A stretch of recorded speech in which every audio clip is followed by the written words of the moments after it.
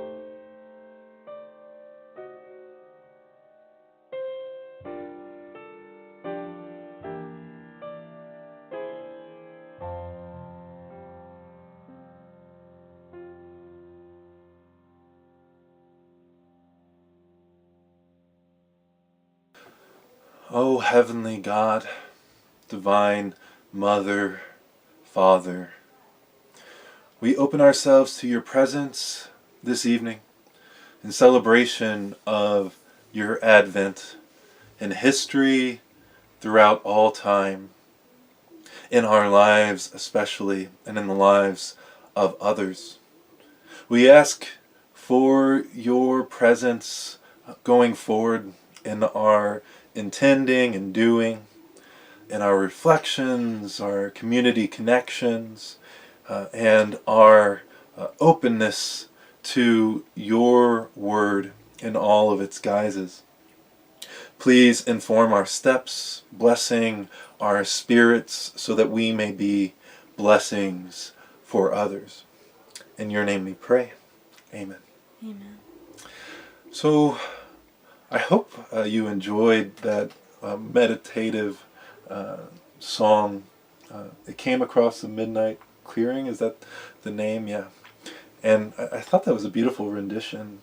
And I'm curious, what I love Christmas music. What do you enjoy about the Christmas season, Alyssa? I love being able to spend time with my family. This afternoon we got to make cookies with my mom and my sister and my nephew, and it was a joyous time. Yeah, a lot of fun. Absolutely. Especially with, the little one doing his thing. Oh yes, kids at Christmas are so delightful. Yeah. And we hope you all are blessed with family around you, close to your heart this evening. And I hope you know that you are blessed with this family who we strive to be as close to you as possible. Please feel free to connect with us at any time at Swedenborgiancommunity.org. We love to hear from you and hear your thoughts and share them with the community, so please do. And moreover, I think that the purpose of this season is the connections that we have with each other in a way that I think is often overlooked, at least when we talk about Christ. What's interesting about Swedenborgian theology for me, at least the way I approach it, is that it's all about community and uplifting connection, healthy connection within, without. Even our gifts are gifted, yes, from God, from Christ, from divinity, but often they're mediated through spiritual communities, through our earthly community. And I think it's important to realize that the gift of family and community, as you were sharing, Alyssa, so beautifully, is divine. It's from God. And it's another way to praise, in other words. So, speaking of family and community and connection, let's turn to our Chatsy just for a moment and see and say hello to those there. Greetings, Albert. Oh, good. You can hear us. You say you were thinking about how perhaps our older generation family members may not have had a cultural handle to relate to me being a stock analyst. Yes, my old life was in finance, but they may be better able to relate to me being a minister. Oh, that's an interesting reflection, Albert. Yeah, I was just ordained this year, so it was kind of a crazy year. Alyssa and I both graduated from seminary, graduate school, although your path was a little different. You focused on what in your studies? Art and religion. Art and religion. Yes. Yeah. And you did some beautiful work, and people can hear more about that in the interview we had with you. But I think ministry is actually something we're all called to. And my family, although I have a few ministers in my lineage, they weren't so sure about the whole Swedenborgian thing as a whole. But, Swedenborgian Christianity is very focused on its interfaith nature and its willingness to uplift others and try to advent Christ, which is the name of the season, the purpose, no matter what people call Christ. So trying to just uplift their spiritual health, emotional health, and their connection with the divine being. Swedenborg himself, the 18th century theologian, didn't care much about the labels we put on things, but he was very much about this Advent season. And I think in this Christmas Eve worship experience, it's a nice place to reflect on God, Advent in our lives, and in all the ways that she becomes present. And I think that's what the story is about, God really being present. And the birth of Christ, in a way, just underlines that God is a real person. God is connected to us with her flesh, knows our experiences. Swedenborg loves to highlight how Christ isn't a trinity of three persons. God is a trinity of one person. And often in Christian theology, we've kind of shaped it to be three different individuals. But of course, for Swedenborg, you can't have more than one divine being. And so this incarnation of God, yes, it happened in history, but it happens throughout time. God has always been around. And the story of God's advent with Christmas is about how God needed to create an even closer connection to us to save us from, our own bad habits, you could say, and wanted to connect with us in a way that was somewhat new in the grand scheme of things, which I think is beautiful. What do you think of the Christmas story out there? I'm curious if it speaks to you, if you call yourself a Christian. I do. And I'm also curious what you think, Alyssa. I think you're right on. The Christmas story is about the human of it all. It's about God wanting to be closer to, part of their creation, part of the things that they made, and to show what being a human can be like. Yeah. Yeah. It's something we reflect on repeatedly in this community, but to really be humane, is a divine thing. Yes. I think real personhood, real intentionality, all those things that make us so wonderful are gifts from God, and God has them to infinity, right? And that does not make God obscure or amorphous. It may make God beyond our comprehension in a lot of ways, but we can describe her in kind of general terms and get to know her in our own life and in our own connection with this season, with our spiritual practice of Advent, of our other spiritual practices, our other holidays and traditions. And I think it's wonderful. It's quite a gift. And that's also, a big theme in this season is gifting. Did you get any good presents for folks for tomorrow, Alyssa? I am excited. I did do a couple of artsy craft things for people, and I'm excited to just be sharing with my family. And Yeah. Well, Alyssa, you're quite creative, and I thank you for bringing your gifts to the world and sharing them with us, your family. And I hope you all out there are also excited about the gifts you bring, whether it's tomorrow or in your life, because you truly are a gift, and we really appreciate your gifts in this community, in the heavenly community especially. I think God of all, right, cares the most about your gifts and is truly delighted as we use them to, further humanity, you could say. And that's the gift of the Christmas season, is God's incarnation, yes, but God's incarnating in everything, in all things. Swedenborg loves to point out how, it's said that Christ only spoke in parables, and for him all of Scripture speaks in the parable of Christ, of salvation, of the lady, the goddess, saving us from our destructive habits, our selfishness, and our propensity to shut her out, really. And I think God speaks to us in our traditions in all these different ways for that purpose, just for our joy, to further our innocence and connection. So with that, I also want to hear what else is being said in the chat seed before we continue on.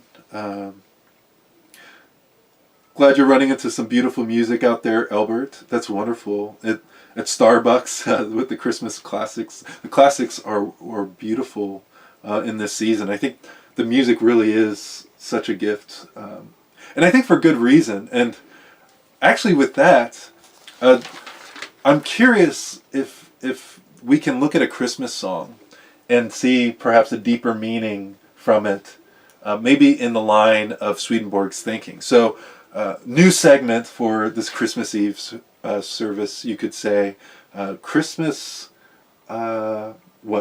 Christmas song translation, let's say it. And this song, the one I chose, is one that isn't so clearly connected to divinity or Christ as a lot of songs are. And I think we all know this song. I didn't know the name, actually. It was weird. I had the song in my head, but I had to look up the name. It's called The Christmas Song by Barry Manilow.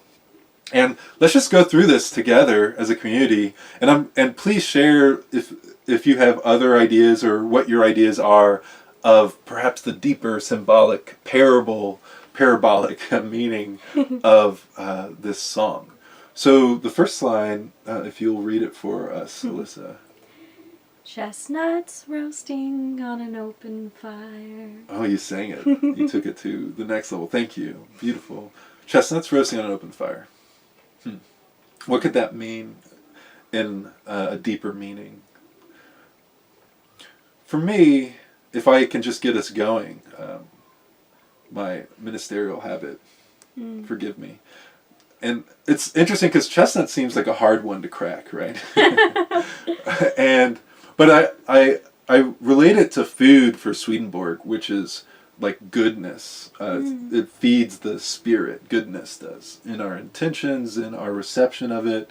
And if it's roasting over an open fire, it's receiving a lot of heat and light, a lot of energy. So it's like really connected to divinity, because often in many traditions, fires represent divinity and the source of life. The spiritual sun is God, according to Swedenborg.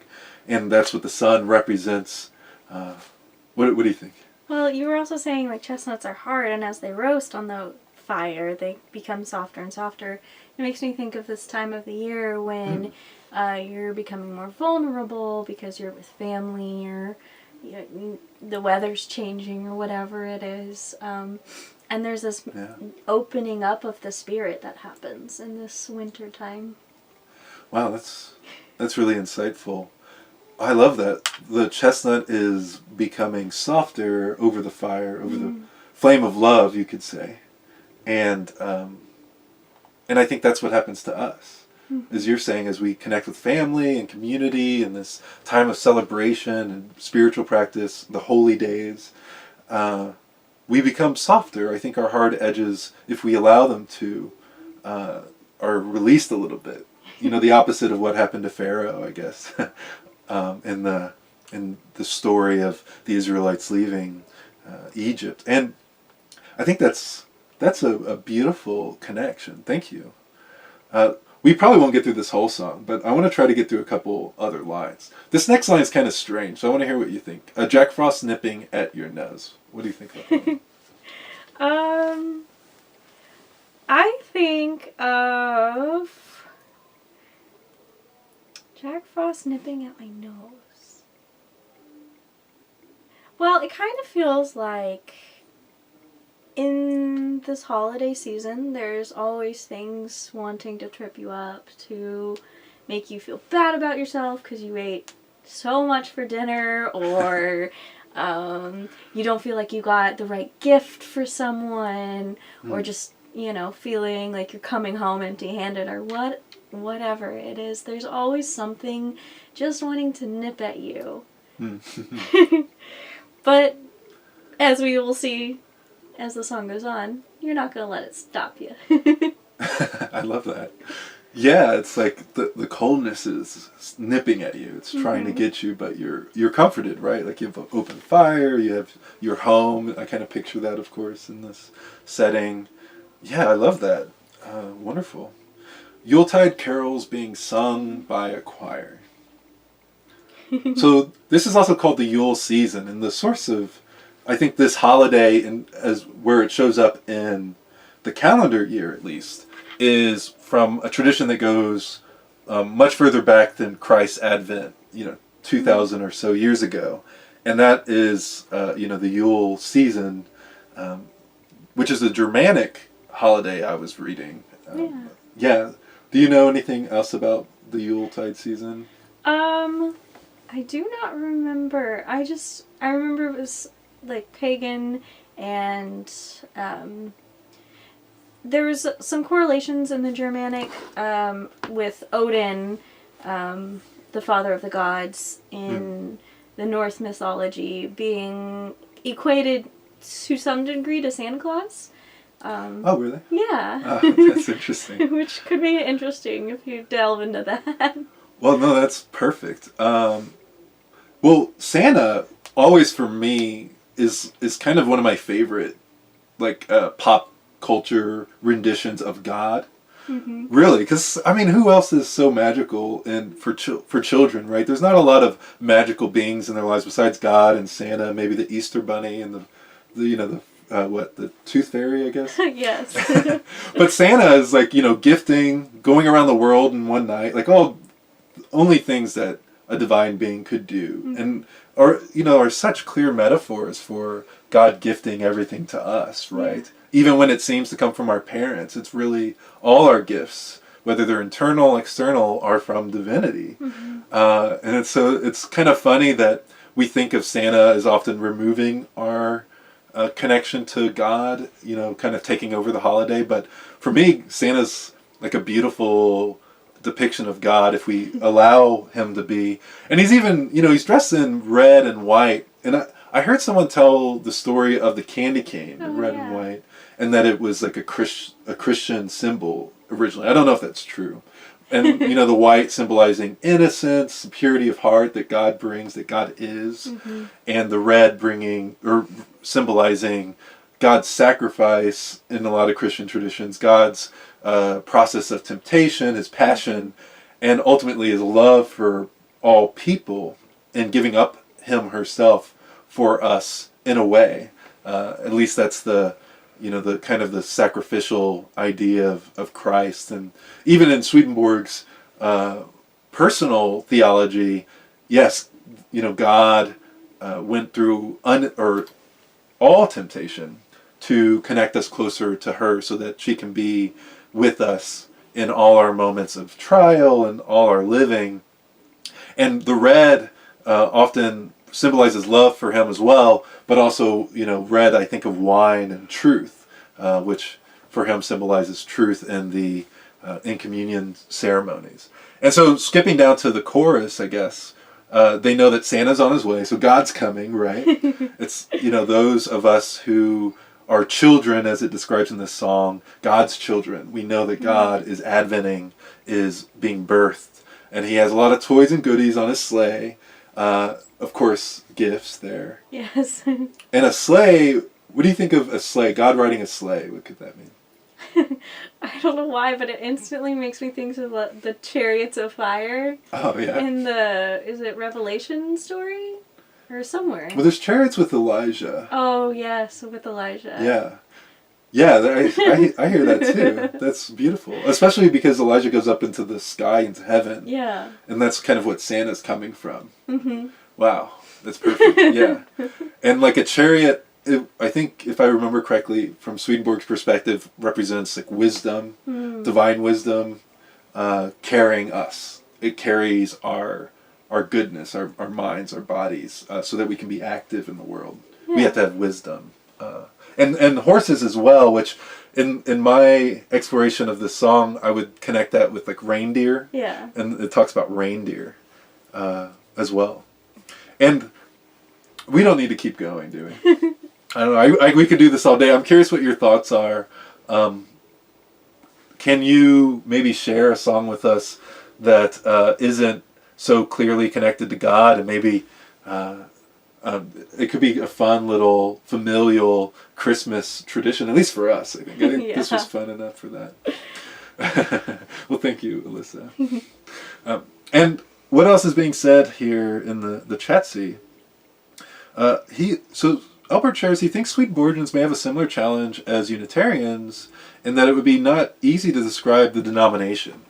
Yeah, we're a very interfaith denomination, much like the Unitarian Universalists. The faith, the theology, since it is so multi-religion or no religion, trans-religion, etc. Beautifully put, Albert. Thank you. So a simple, brief elevator speech introducing Swedenborgian ideas would be a challenge. Yes.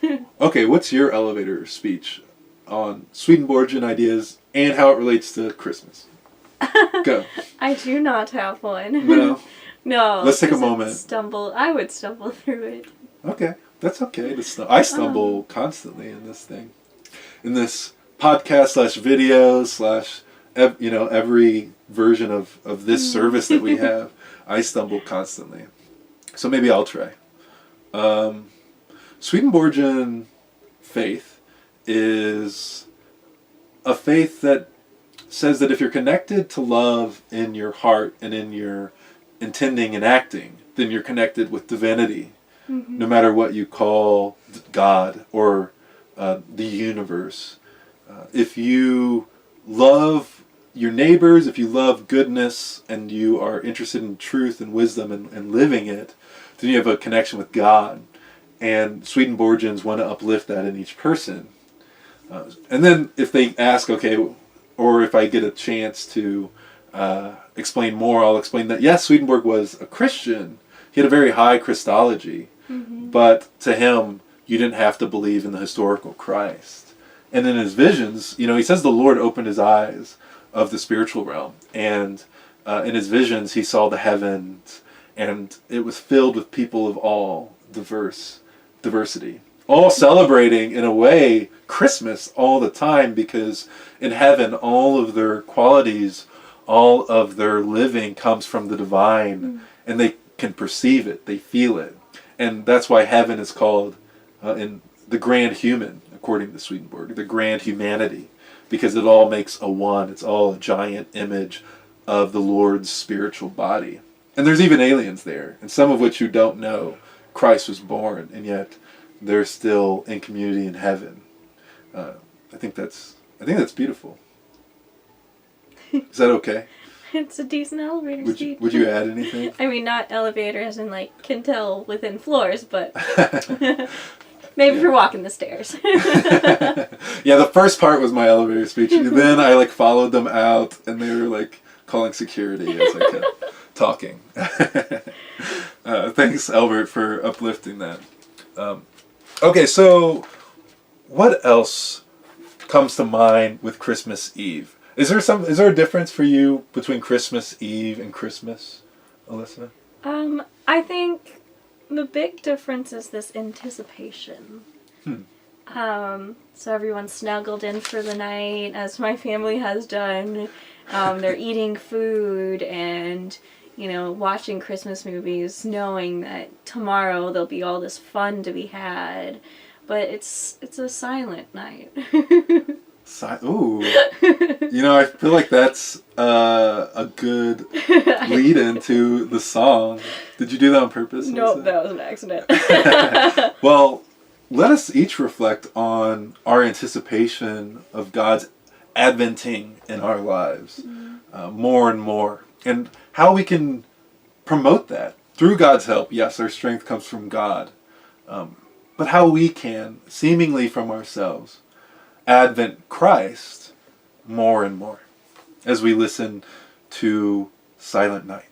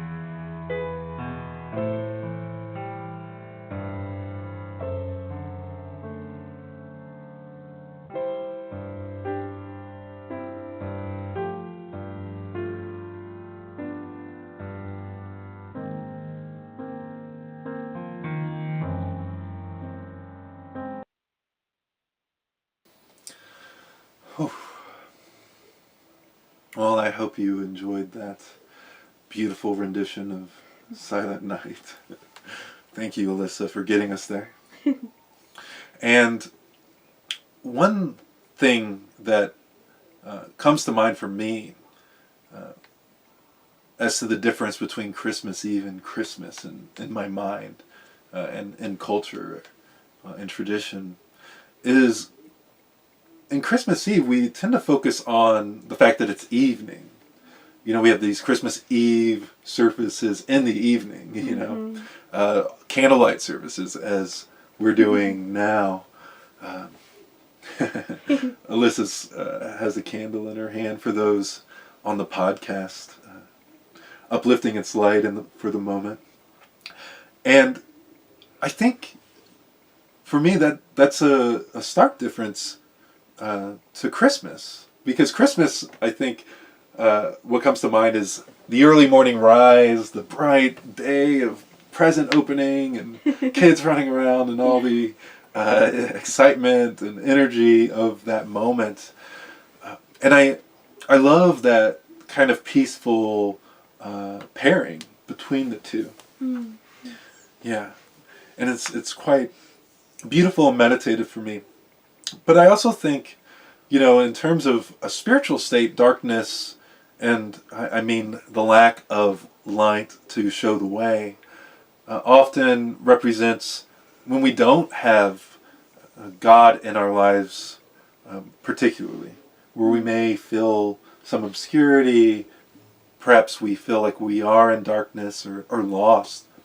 And I know a lot of people in this world feel this way in this very moment.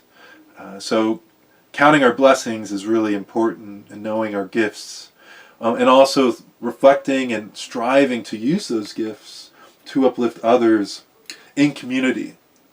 Because we are a giant community. We're a worldly community in all our different shapes and sizes, and we should think about it more in that light, more in the village mindset. I think if we did, perhaps Mary, Joseph, and Christ wouldn't have had to use the manger. Yes, all the rooms are full, but if we're a village, we make room for, the pregnant, just about to conceive mother, right? If we're interested, if we care about community, if we're open and sharing and in communication. And I think that's part of the message. It's almost like the subtext of what's happening in Mary, Joseph's, and Jesus Christ's Christmas Eve, you could say, as they struggle not only with that, but with the trial of travel, of having this child who is out of wedlock for Mary, right?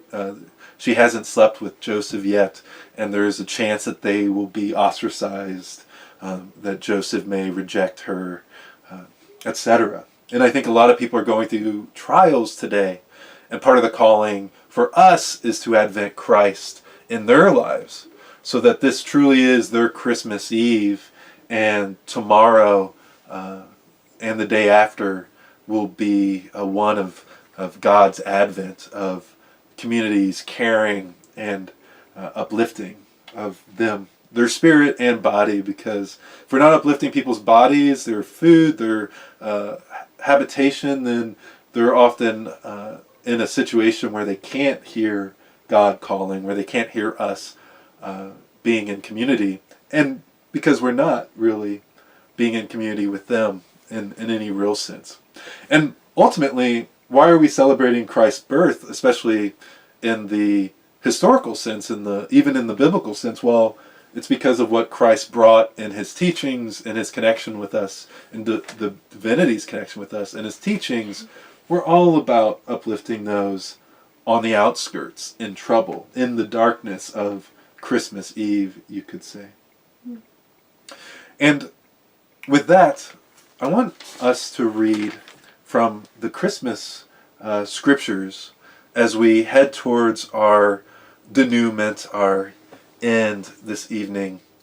I think it would be nice to have a little bit of the Christmas story in our lives, just in case we won't have it otherwise, with a little reflection, if my computer will pull it up for us. And let us just read from Matthew 2, 1 through 16 from the Christian Bible. After Jesus was born in Bethlehem in Judea, during the time of King Herod, Magi from the east came to Jerusalem and asked, "Where is the one who has been born King of the Jews? We saw his star when it rose and have come to worship him." Then when King Herod heard this, he was disturbed. and all and all Jerusalem with him. When he had called together all the people's chief priests and teachers of the law and asked them where the Messiah was born, In Bethlehem, in Judea, they replied, for this is what the prophet has written. But you, Bethlehem, in the land of Judea, are by no means least among the rulers of Judah. For out of you will come a ruler who will shepherd my people Israel. Then Herod called the Magi secretly and found out from them the exact time the star had appeared. He sent them to Bethlehem and said, "Go and search carefully for the child. As soon as you find him, report to me, so that I too may go and worship him." After they had heard the king, they went on their way, and the star they had seen when it rose went ahead of them until it stopped over the place where the child was.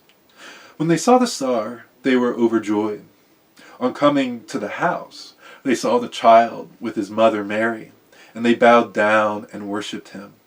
Then they opened their treasures and presented him with gifts of gold, frankincense, and myrrh. And having been warned in a dream not to go back to Herod, they returned to their country by another route. When they had gone, an angel of the Lord appeared to Joseph in a dream. "Get up," he said, "take your child and his mother and escape to Egypt. Stay there until I tell you, for Herod is going to search for the child to kill him." So he got up, took the child and his mother during the night, and left for Egypt, where he stayed until the death of Herod. And so was fulfilled what is the Lord had said through the prophet, out of Egypt I called my son.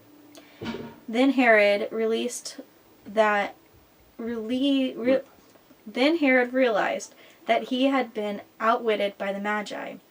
He was furious, and he gave orders to kill all the boys in Bethlehem and in its vicinity who were 2 years old and under, in accordance with the time he had learned from the Magi. Oh, thank you, Alyssa. That's a small segment of the Advent story.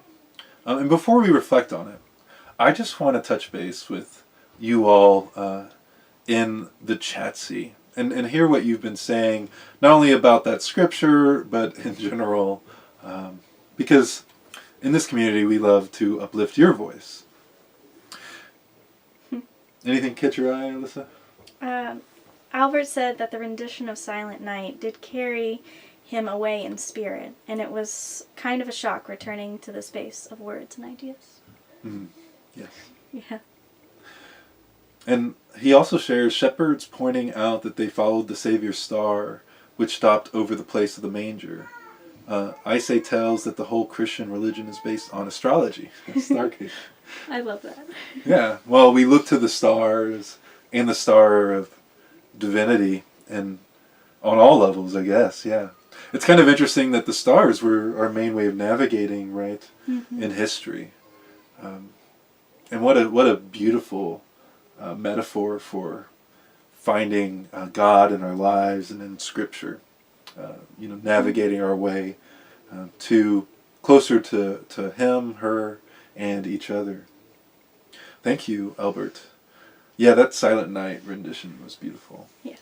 And now that we've had a moment to mull over the Advent story, did anything stick out to you all in the story? Albert shared about the star. What about for you, Alyssa? For me, and this has come up a few different times with the world, the things happening in our world, but where Jesus, Joseph, and Mary have to flee the place where, that was Joseph's home. That's where he was born and is raised, and that's where his son was born, and now they have to leave because there's this threat that could take their baby away from them, and that's scary. Yeah. Yeah. It's horrifying, and so many people today are going through a similar set of circumstances. Yeah. Where, for whatever reason, in their country, in their community, they have to run for their lives, for their children's lives. And we call them refugees today. Yeah. So Christ and his family, they were refugees 2,000 years ago. Yeah. Now, if we were Egypt, wherever we are, does our community, would it accept Christ? How would we treat him and his family? You know, I think that's a real, you know, it's a real come to Jesus moment for a lot of us, because often, especially where I am right now, which is the United States, when for many of us who call ourselves Christian, especially those of us who tend to reject other people's beliefs, which for me doesn't jive well, but many of folks like that are rejecting refugees, or saying that refugees have no purpose here, that immigrants, illegal and often otherwise, need to get with the program. They shouldn't come in. They're not welcome here. And that's often how we treat immigrants, unfortunately. And whether it's a Christian or not who's doing it, I think we're all called to look at how we treat the stranger. I know I am. I'm not always the most welcoming to what I don't know and what may seem somewhat threatening. And yet, I think the scripture, as you're pointing out so insightfully and beautifully, is promoting this idea that Christ is the stranger. Christ could be the refugee. Mary could be Joseph. And we need to really think about how we treat them. Because that's what happens on Christmas for God. God had to run to Egypt with his family in this story. And I think that's really telling of the world then and the world now. So as we open our gifts, how can we be a gift for others tomorrow, for the Christ and the stranger and in the refugee? I think that is a beautiful message from the Advent narrative. Anything else, Alyssa, catch your eye? As we close, I'm curious. This quote from from Hebrew scripture, I'm not sure where it comes from. Obviously from the prophets. And it says, "But you, Bethlehem, in the land of Judah, are by no means least among the rulers of Judah, for out of you will come a ruler who will shepherd my people Israel." And I love how it highlights you, Bethlehem, probably talking to a community at the time. You are no means least among the rulers, despite maybe your humble setting. And often I find that to be the theme of this story, is that despite its humble setting, despite its poor setting, the manger, Bethlehem, Mary having to humble herself to this calling, and being ostracized perhaps from community, Christ himself promoting this idea that although we may be poor, may not have much, God is Advent in us and through us. And the more we realize that we get everything from God, the more we realize that we're poor of ourselves without God. Because that's not the way we're made to be. We're made to be gifts from the Lord in richness and community. And with that, I'll have to move into our benediction. We'll continue to chat in the chatzy with those of you there. But I just want to uplift the prayer for all of us, that the Lord be Advent in our living and in our caring, and that we know that she is, that we know that we're loved in so many ways. Now go forth knowing that God is Advent.